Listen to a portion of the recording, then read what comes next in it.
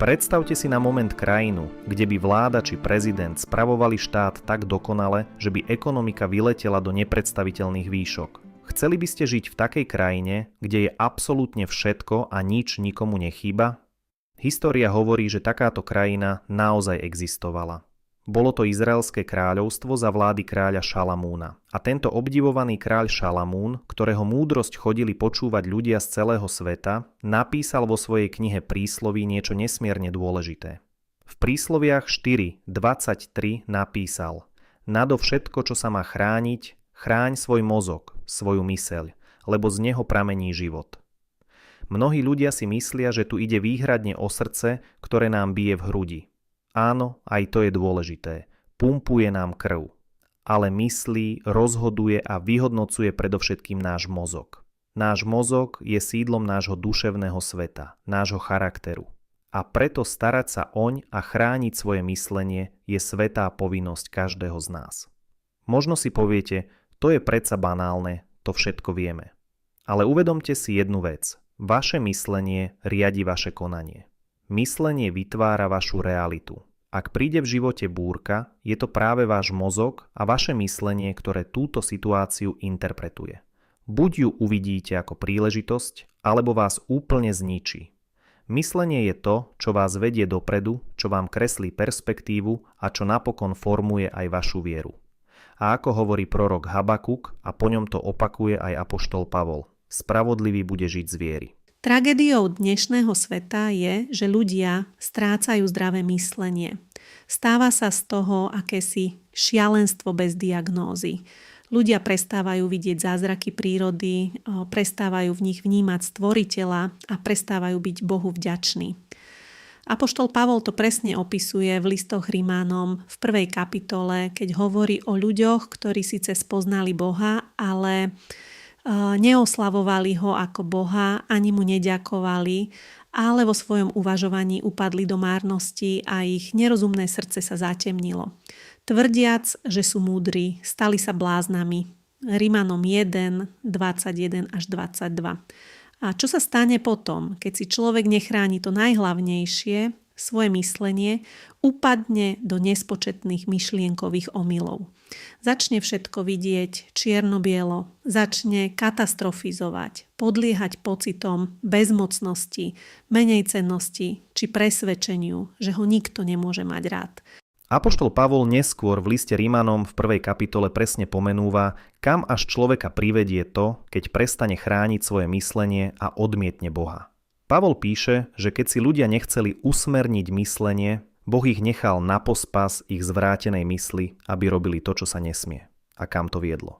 A tak sa naplnili neprávosťou, zlobou, lakomstvom, ničomnosťou, sú plní závisti, vrážď, svárov, lsti, zlomyselnosti. Sú udavači, utrhači, nenávidiaci Boha, pýšni, namyslení, chvastaví, vymýšľatelia zla, neposlušní rodičom, nerozumní, verolomní, bezcitní, nemilosrdní. Hoci poznali Božie ustanovenie, že tí, čo robia také veci, zasluhujú si smrť, nie že by to len sami robili, ale aj schváľujú, keď to robia iní. Pozrite sa na ten zoznam. Znie vám to povedome? Veď to je presne to, čo denne vidíme v správach. Závisť, vraždy, hádky, nemilosrdnosť, rozpadnuté rodiny, neposlušné deti. Všetok tento chaos v spoločnosti sa nezačal niekde vonku. Začal sa nenápadne, v nestráženej ľudskej mysli. Lebo myslenie riadi vaše konanie. Myslenie vytvára vašu realitu. Myšlienka v priebehu sekundy vedie k činu, čin k zvyku a zvyk utvára náš charakter. A práve preto, aby sa toto nestalo, aby sme neprepadli tomuto šialenstvu bez diagnózy a nezničili seba aj svoje rodiny, dostávame tú najdôležitejšiu radu od samotného Boha prostredníctvom múdreho Šalamúna. Nadovšetko, čo sa má chrániť, chráň svoj mozog, svoju myseľ, lebo z neho pramení život. Príslovia 4.23.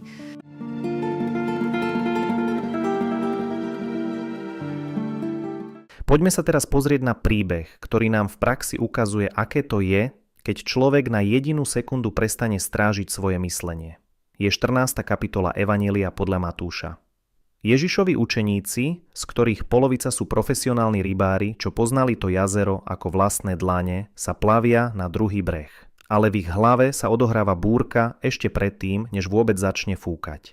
Ježiš ich totiž doslova prinútil sadnúť do lode, pretože ľudia z neho chceli predčasne spraviť pozemského kráľa a učeníci sa už do toho nadšene zapájali. V ich mysliach to vrie.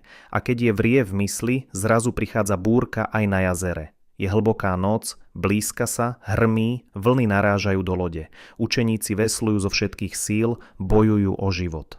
A v tom v bleskoch vidia niekoho kráčať po vode. Logický mozog okamžite vyhodnocuje. To je prízrak, to nie je možné. Ale Ježiš k ním prehovorí cez ten hluk vln. Vschopte sa, to som ja, nebojte sa. Vtedy Peter, plný emócií a odvahy, reaguje. Pane, ak si to ty, rozkáž mi prísť k tebe po vode. A Ježiš mu povie jediné slovo. Poď.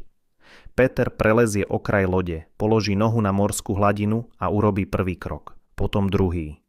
Peter kráča po vode. Dokiaľ mal myseľ plne zameranú na Ježiša, fyzikálne zákony akoby neplatili. Zázrak fungoval, ale potom sa v jeho mozgu stane niečo nebezpečné. Nastane presmerovanie pozornosti. V texte je napísané, ale keď videl silný vietor, naľakal sa. Zamyslite sa nad tým. Videli ste už niekedy vietor? Samotný vietor nevidno. Vidno len jeho následky. Obrovské spenené vlny, tmu, striekajúcu vodu. Peter nebol žiadny slaboch. Bol to tvrdý, skúsený chlap, profesionálny rybár, ktorý na tomto jazere prežil polovicu života. A v tom bol ten problém. Peter sa odtrhol zrakom aj mysľou od Ježiša a jeho myseľ okamžite zapla jeho vlastné ľudské skúsenosti a logiku rybára. V hlave mu bleskovo prebehla jeho vlastná prax. Za tie roky na vode viem jedno. Toto je istá smrť. V takomto niečom sa nedá prežiť a ja nemám šancu pochopiť, čo sa to tu deje. Namiesto toho, aby sa oprel o Boha, oprel sa o svoju ľudskú logiku a profesionálnu skúsenosť. A v tej istej sekunde, ako sa v jeho hlave zrodila táto myšlienka preháňania a katastrofizácie, stratil pôdu pod nohami a začal sa topiť. Myseľ spravila chybu. Stavila na to, že obrovský vietor a prírodné zákony sú mocnejšie než Boh, stojaci 2 metre od neho. Koľkokrát v živote robíme presne to isté. Boh nám povie poď, urobíme prvých pár krokov vo viere, ale ako náhle sa okolo nás zdvihne vietor, či už je to nečakaná choroba, finančná kríza, problém v manželstve alebo strach z budúcnosti, naša myseľ okamžite prepne do našich vlastných ľudských skúseností a kalkulácií. Prestaneme pozerať na Ježiša, začneme všetko prepočítavať ľudskou logikou, v hlave prehrávame tie najhoršie možné scenáre a potápame sa v panike. Čo je tým vetrom, ktorý vás dnes desí? Aká búrka vám zatvára oči pred Ježišom? Strážte si svoju myseľ. Keď okolo vás začne fúkať, nespoliehajte sa len na svoje ľudské skúsenosti a nepúšťajte do hlavy myšlienku, že ste bezmocní a stratení. Pozrite sa znova do očí Ježišovi. V nich nie je panika. V nich je zapísané to obrovské zasľúbenie z proroka Izaiáša. Neboj sa, veď som ťa vykúpil. Zavolal som ťa po mene. Ty si môj. Keď budeš prechádzať cez vody, budem s tebou.